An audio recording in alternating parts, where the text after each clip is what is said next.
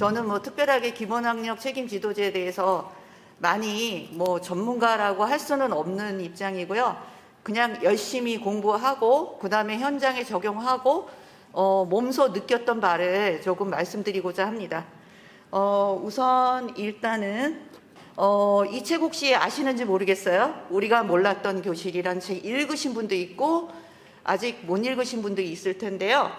밑에 보시면은 그 사이트에서 원문으로 제공이 되고 있습니다. 한번 시간이 되실 때 원문을 좀 찾아봐 주셨으면 좋겠고요. 한국교육과정평가원에서 44명의 아이들을 4년간 연구한 결과를 책자로 내놓은 것입니다. 결과물이라고 할 수 있습니다. 이 중에서 사례 중에 준기라는 학생의 사례를 잠깐 소개를 하겠습니다. 이 준기 사례 중에서 조금 중간쯤에 보면은 준기는 오늘도 학교에서 하루 종일 아무것도 하지 않는다. 학교에 오는 걸 좋아하는 사람이 있나요?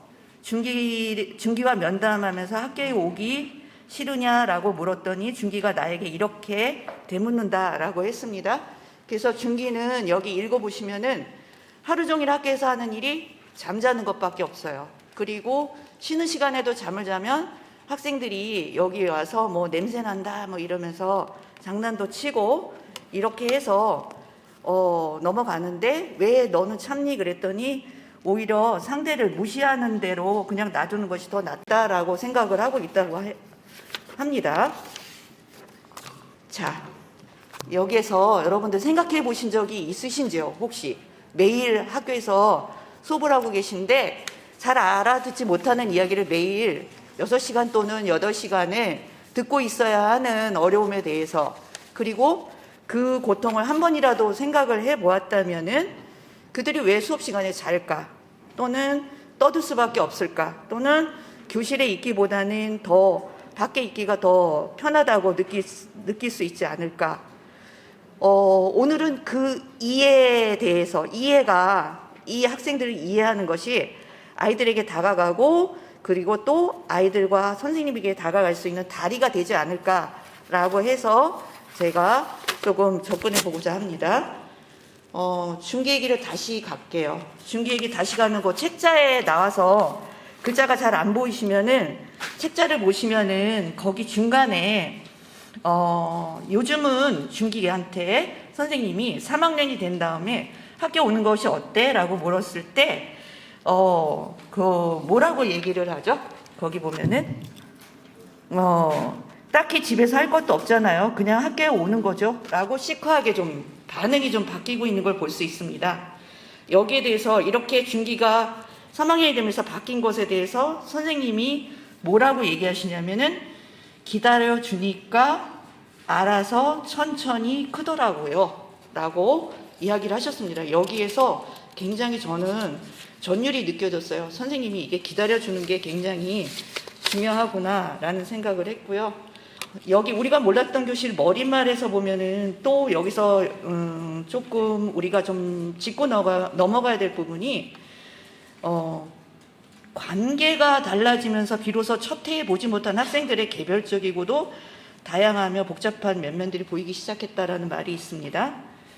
그 말 좀 관심 있게 봐주시고요. 그래서 부진이란 잣대 하나로 학생들의 성장을 측정하거나 이해하기 어렵다는 점을 인정을 해야 된다. 그래야 그 다음부터 아이들이 보이기 시작할 거다라고 연구자들이 머릿말에서 조금 안내를 했고요. 그 다음은 제가 공부를 하면서 저희 지금 봉은중학교도 이 김현수 박사의 공부상처라는 책을 선생님들한테 한 권씩 다 나눠드리고 좀 공부를 조금 해봤어요. 근데 보면서 저는 이 여러 가지 케이스들을 학생들한테 조금 접목시키면서 아이들을 좀 관찰을 하고 있어서 이것이 선생님들한테도 요 유형별로 아이들의 본질을 좀 이해할 수 있으면은 학교에서 수업 시간에 좀 도움이 되지 않을까 해서 소개를 드립니다. 우선 공부를 하고 싶어 하지 않은 아이들의 다양한 본질 이야기라는 주제로 말씀을 드릴 건데요. 시간상 그 다음 페이지를 첫 번째 유형부터 넘어가 볼게요. 첫 번째 유형은 관계 때문에 상처를 입은 아이들이고 공부 파업형이라고 명명을 했는데요. 관계 때문에 힘들어진다라는 거예요. 그럴 때 예를 하나만 들어보면 어느 날 공부하지 않기로 결심했어요. 너무 화가 나서 더 이상은 못하겠어요. 저를 존중해주는 법이 없어요. 제가 하고 싶은 것도 그다음에 하려는 것도 모두 안 되고 오직 공부만 하라고 합니다.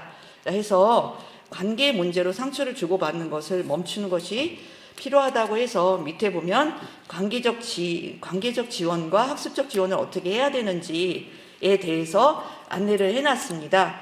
이 중에서 관계적 지원만 안내를 드리면 오해나 과다한 기대와 섭섭함 등과 같은 관계로 인해서 그 관계의 엔진에 묻어있는 때를 닦아주는 것이 필요하지 않느냐라고 합니다. 그 다음에 두 번째 유형은 돌봄의 상처입니다. 이게 제일 많아요, 학교에서. 그래서 이 친구들은 학습에 대한 경험이 많지 않은 친구들이죠. 제일 저희가 힘들어하는 친구들, 만성학습 경험, 결핍형이 있습니다. 공부의 세계를 경험해보지 못한 친구들이고요. 이때 관계적 지원은 환대로 출발하라고 합니다. 무조건 환대로 출발을 하면 그래서 아이들이 공부의 낯섦에 대해서 이해를 하고 공부하기 어려움을 차례로 들어주는 것만으로도 아이들이 조금 바뀔 것이다 라는 거. 그 다음에 학습적 지원은 좀 한번 읽어보시고요. 세 번째 유형에 보면 과잉의 상처가 있습니다. 과잉의 상처는 만성학습 피로 증후군이에요. 공부 지겨워서 못하겠어요. 정말 많이 했어요. 엄마 말대로 10년은 했어요. 10년을 이것저것 공부했다고요. 이제 지겹고 힘들어요. 엄마가 짜놓은 시간표대로 움직여지는 아이들이죠. 그래서 시켜서 하는 공부에 피로해진 아이들이라고 명명을 할 수가 있고요. 이런 경우에는 억압과 강요보다는 자율과 존중이 필요하다라는 거. 그리고 이때는 엄마보다는 새로운 멘토가 조금 필요하지 않을까라고 생각을 합니다. 저희 학교는 이런 친구들이 좀 많은 것 같아요. 그리고 네 번째는 역할의 상처, 목표 결핍형인데요. 이런 친구도 있을 거예요. 앉아있는 데는 굉장히 오랫동안 앉아있는데 본인은 운도 없다고 그러고 성적도 안 오르는 걸 보면 저는 원래 머리가 약간 좋지 않은가 봐요. 이런 식으로 얘기하는 친구들이 있죠. 그래서 이런 친구들에게는 새로운 열정과 자신의 목표가 필요한 아이들이고요. 이런 친구들에게 관계적 지원을 위해서는 다그친다고 변하지 않는다는 거. 그리고 목표를 설정하는 게 중요하고 아주 작은 목표라도 목표 설정을 해서 성공 경험을 통해서 동기를 갖는 게 중요하다라고 보시면 되고요. 다섯 번째는 노력의 상처, 자신감 결핍형인데요. 이 친구들은 굉장히 노력을 많이 하는 친구들인데 노력을 하고 났는데 다 하는 것인데도 조금만 변형을 하면 심장부터 뛰어요. 이런 친구들 있죠. 그래서 심장을 가라앉히고 나면 시간이 다 가 있어요. 그래서 불안감에 사로잡힌 아이들, 이런 친구는 부모나 교사가 해줘야 되는 건 무조건 믿어라.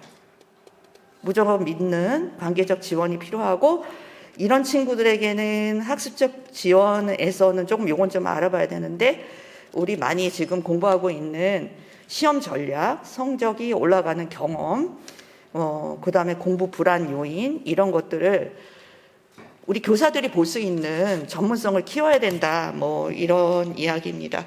그리고 평가의 상처는 기대 부담형. 이제 이런 경우에는 내가 뭔가를 하려고 하면은 부모가 달려들고 그런 부모로 인해서 두렵다라는 거고, 그래서 부담감에 짓눌릴 아이들이라고 보통 얘기를 하고요. 이런 경우에는 아이가 느낄 수 있는 부담을 인정해주고 수용을 해주고 솔직히 이야기하고 건강한 방법을 찾는 거, 이런 역할이 교사로서 필요하다고 볼 수 있습니다. 그리고 일곱 번째 유형은 실행의 상처, 실행 결핍 증후군. 하고자 하는 마음은 있어요. 정말 해야 할 일이 많다라고 생각을 하는데 중요한 거는 항상 거의 준비를 하지 않아서 결과가 최악이라는 아이들 되게 많죠. 머릿속에서 해야 된다는 거는 이해를 하는데 하지 않는 거예요. 실행이 안 되는 아이들, 시간을 잘 활용하지 못하는 아이들이죠. 그래서 이런 친구들에게는 절대로 비난하면 안 되고요. 동기가 있다, 너는. 그래서 그 동기를 격려를 해주는 거. 단, 더불어서 시간 관리나 뭐 또는 생활 관리에 대한 것들을 전문가로서 맞춰서 제공을 해주는 것이 필요하다는 거고, 이런 친구들에게는 맨 마지막에 보면 공부는 머리로 하는 것, 기분으로 하는 게 아니다. 뭘로 하는 거다? 몸으로 하는 것이다. 라는 것을 배울 수 있게 도와줘야 된다. 라는 얘기입니다. 그 다음에, 자, 교사와 아이의 만남에 대해서, 이 교사들이 아이의 상태에 대해서 아이들을 만나는 내 상태를 적어 놓은, 조사해 놓은 자료가 있어요. 그래서 거기 보면, 교사 ABC 쭉 나와 있는데요. 이 중에서 B를 한번 봐주세요. B를 봐주시면은, 교사가 관찰한 아이의 상태는 무기력하다, 분노 조절이 안 된다, 편한 것만 하려 한다 라고 했죠. 근데 여기에 대해서 선생님들이 이 아이들을 만난 내 상태는 어떠냐라고 했을 때 애써 달래느나 비굴해지는 것 같다 라고 답을 하신 분도 계세요. 선생님들 중에. 그리고 더 강압적으로 변해가는 것 같다, 내 자신이. 이렇게 얘기하는 친구도 있었고, 선생님도 계셨고요. 교사 C에 보면 자신이 누구인지 잘 모른다, 외로워한다, 인정받고 싶어 한다라는 학생들에 대해서 그 학생을 만나는 선생님 본인의 상태에 대해서는 실존에 대해서 고민한다, 한계를 느낀다, 마음이 바쁘다. 그래서 굉장히 선생님들이 힘들어하고 계신 모습을 볼 수 있습니다. 다 소개는 못 드리고요. 그 다음에 교사 D, E, F 중에서 E를 한번 봐주세요. 성적과 공부에 지쳐서 포기하고 싶어 한다. 자신의 이야기를 하고 싶어 한다. 여기에 대해서 선생님들은 안쓰럽다. 아이들에게 고통을 보태주는 존재인 것 같아서 괴롭다. 스스로 지칠까봐 걱정이다. 이런 염려하는 마음도 있지만 선생님이 뭔가 이걸 통해서 보면 선생님들이 어떻게 해결하지라는 고민이 이 안에 많이 담겨져 있는데 해답이 뭘까라고 하지만 해답을 못 찾고 있는 케이스들이 되게 많아요. 고민이 많고. 그래서 이런 경우에 교사와 아이들의 만남에는 무엇이 일어나야 될까라는 것을 고민을 한번 해봤어요. 거의 볼 때는 그 진단이 상당히 중요하다라는 얘기고요. 그래서 어떻게 진단하느냐에 따라서 교사가 아이들과 어떻게 관계를 맺는지가 결정이 된다라는 거죠. 그래서 제일 중요한 부분이 진단이다라는 얘기고요. 그 다음에 마지막으로 교사와 아이의 만남에는 무엇이 일어나야 될까라고 할 때 우리 솔직히 얘기하면 교사들은 문제점을 지적하고 단점을 찾는 훈련이 더 잘 돼 있다라고 하는 것을 부인할 수는 없을 것 같아요. 아이들에게. 그래서 거꾸로 뒤집어서 내가 아이를 긍정적인 감정 위주로 바라볼 각오가 되어 있는지 이걸 한번 되짚어 보는 것이 굉장히 필요할 것이다 라는 거고요. 시간상 다른 거는 지금 풀어야 될 과제에서 조금 요것만 설명을 드릴게요. 지금 학생 자신에 대한 기대를 높이고 학생 성취에 대한 교사의 기대를 높이는 작업이 필요하다는 건데 그 학생 자신에 대한 기대를 높이기 위해서는 무력감의 회복은 물론 자신감과 자존감을 향상시키는 일이 필요하고요. 그 다음에 교사의 기대를 높이기 위해서는 우리 쟤는 어떻게 해도 안 돼 라는 사고가 아니라 지금 여기서도 보여지듯이 모든 아동은 성공적으로 배울 수 있다 라는 성장형 사고방식으로 바뀌어야 되겠다라는 거고, 마지막으로 기초학력은 복합적 요인으로 성과가 없어서 포기한 경우가 너무 많아요.